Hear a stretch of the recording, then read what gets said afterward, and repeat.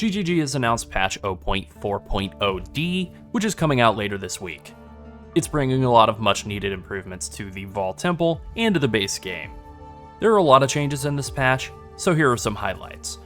Players who died during the Architect and Adziri boss fights in the temple can now respawn in a new instance of the temple, very similar to dying during a boss fight in maps. It will clear out all the rest of the content in the temple, but you'll be able to do that fight multiple times.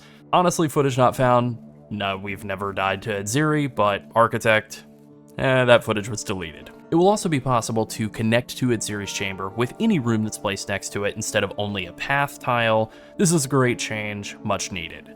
They've also updated information on rooms when you hover over them in the temple map to show possible upgrades. This is hopefully an attempt to reduce the requirement for third-party planning tools. There are also a bunch of bug fixes and user experience improvements planned as well.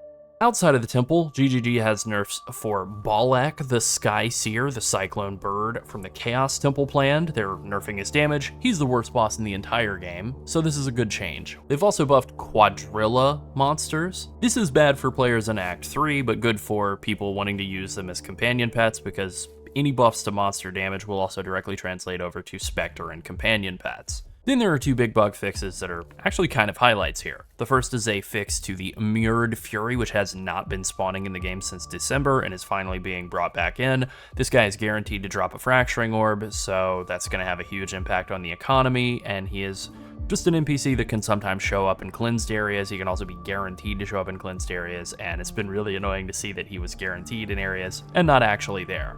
They've also fixed a bug where the Atlas passive nodes for increasing the chance of spawning Abyss monsters loyal to Amanumu or Ulaman were doing the other faction instead.